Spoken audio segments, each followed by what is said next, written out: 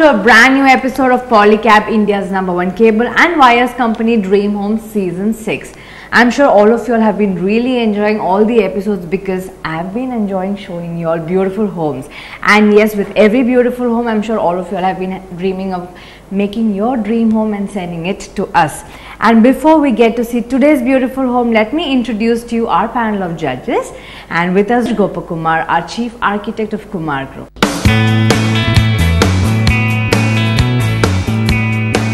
We also have with us Sudha, Architect and Interior Designer of Swasti.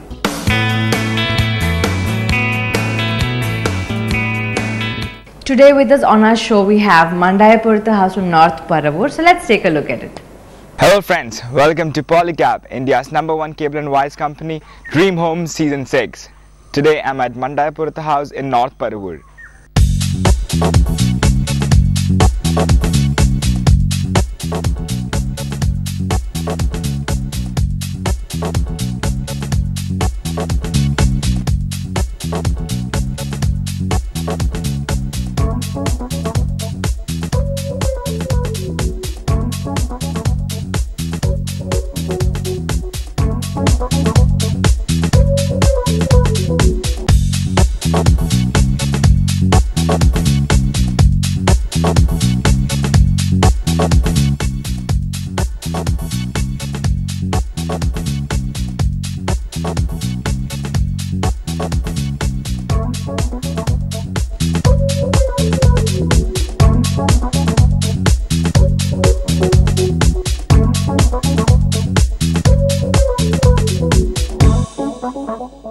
The house has been built in the contemporary style at an area of 3,000 square feet.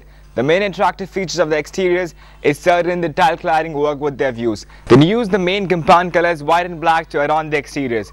That color scheme has been followed in the complete exterior work that you're seeing for the tile cladding work. We also seen some pergola design which is covered by polycarbonate sheets. A lot of pavement tiles have been used in the frontage area, and then we have a particular portion which is close to the well, and there what they have done is to give a different look to the well. They have used cladding work and natural stone for the flooring.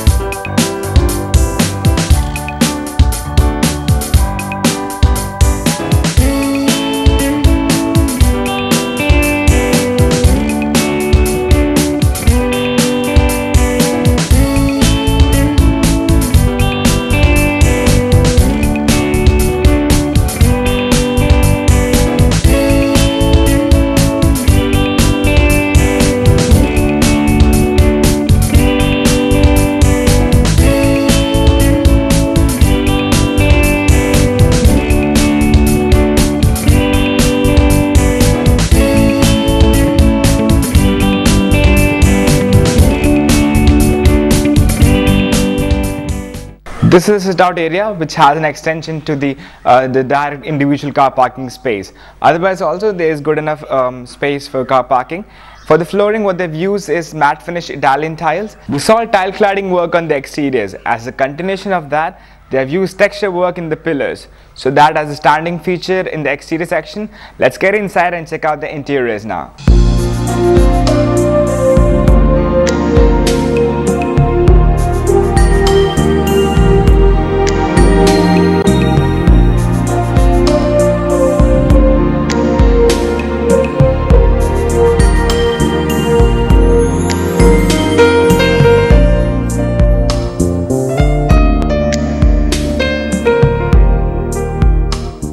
Let's start with the basic layout of the house. So I'm in the main hall right now, which has the TV corner. It's the family space even. We have a staircase which leads us to the upper floor. It's a 4-bedroom house, so we have 2 bedrooms on the lower floor and 2 bedrooms above. Right next to me, here at the starting, we have the official living space. Then opposite side, we have the kitchen and the dining space. Also the 2 bedrooms.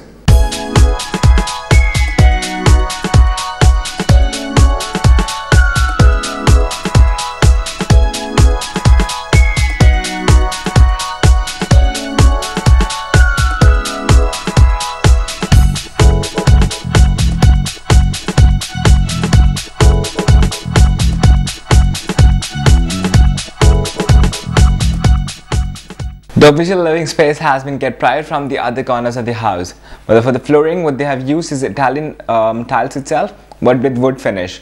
And above, it's gypsum board, false ceiling. In that, lighting has been provided. It's a well lit room. They have used a lot of LED lights. A warm color tone is also present because of the indirect lighting that has been given. And the standing out feature is the texture work. That complete wall over there that has been done using the texture work. Same in the zebra pattern, they have again used the texture pattern. Wood paneling work is the main entrance door, that leads us inside the house. A glass door and the main wood paneling work is the feature of that. We have windows on either sides, which helps in the cross ventilation and lighting.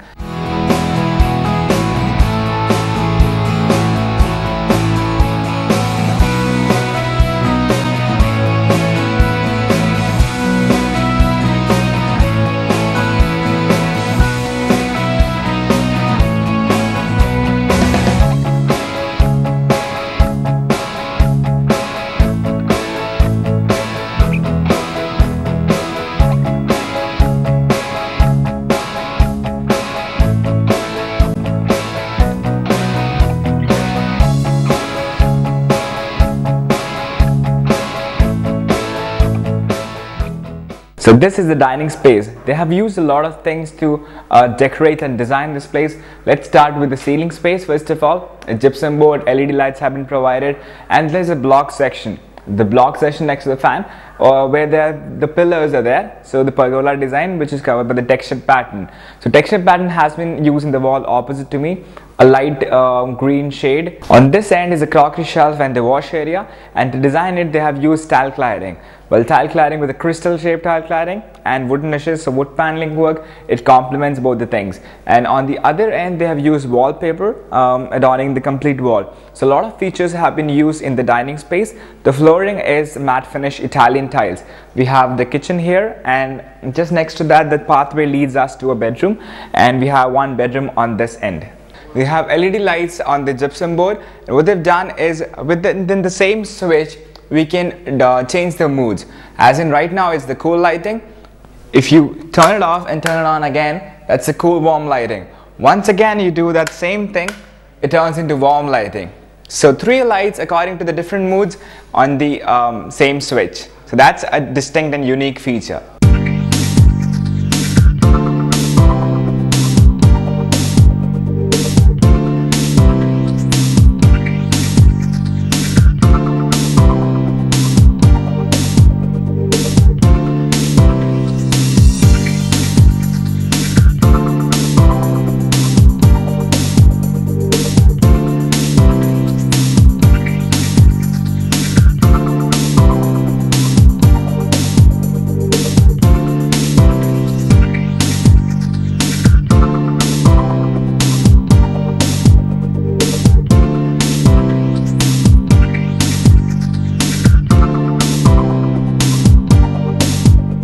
So this is the master bedroom. They have made it colorful by using a lot of vibrant colors. Vibrant to specific, it's blue. The shades are blue. Opposite to me, the complete wall has been done using texture. This texture pattern, what we saw in the official living space, that has been repeated in the headboard wall area. Same a shade of blue has been used. They have wooden wardrobes, a separate dress area and washroom. For the flooring, well, they have used granite.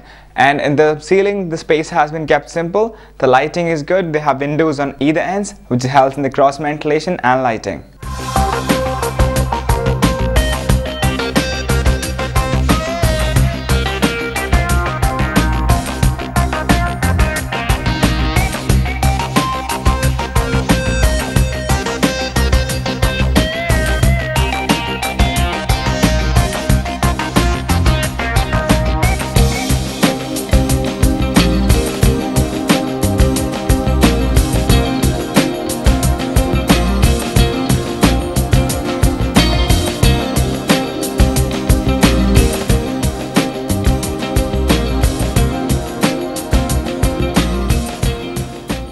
The main hall features are that it's good lighting and good elevation. The elevation is of double floor height, and they have used a lot of lighting features like a warm color tone, lighting has been used, and the centerpiece, the chandelier, it gives a cool lighting effect. So a warm and cool lighting has been mixed up.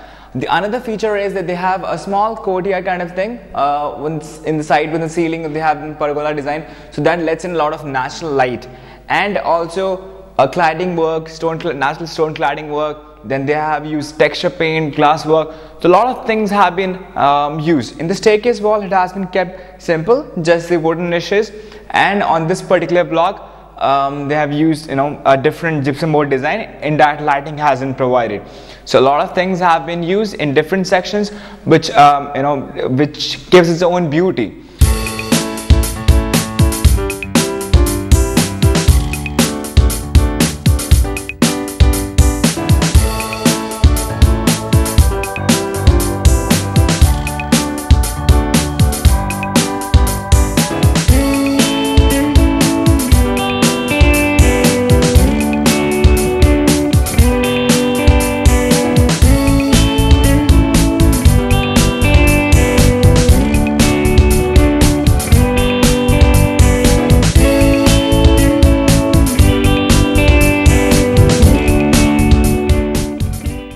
The kitchen has been kept simple with wood cabinets and granite top. They have a good enough window frame that lets in a lot of natural light. For the flooring, it's granite. All the latest, I'm going to say it's a model kitchen which is attached to a work area and storage space.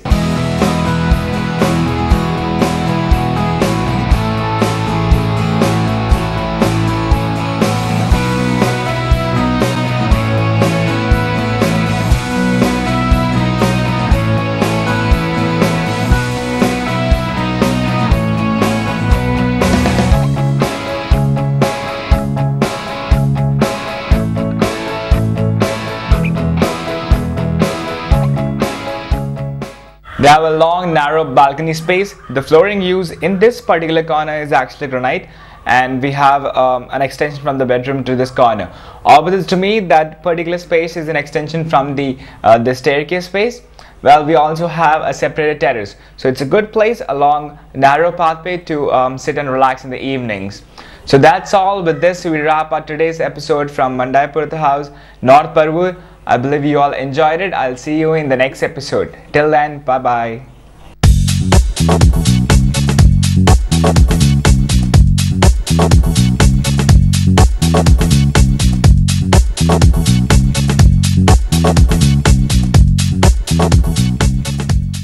So Anuj, what do you have to speak about the landscape and exteriors of this home? It has a different styles, it has straight lines, and there is sloping roof, there's pergola, there's stone cladding, there is traditional wood windows, then there is white windows.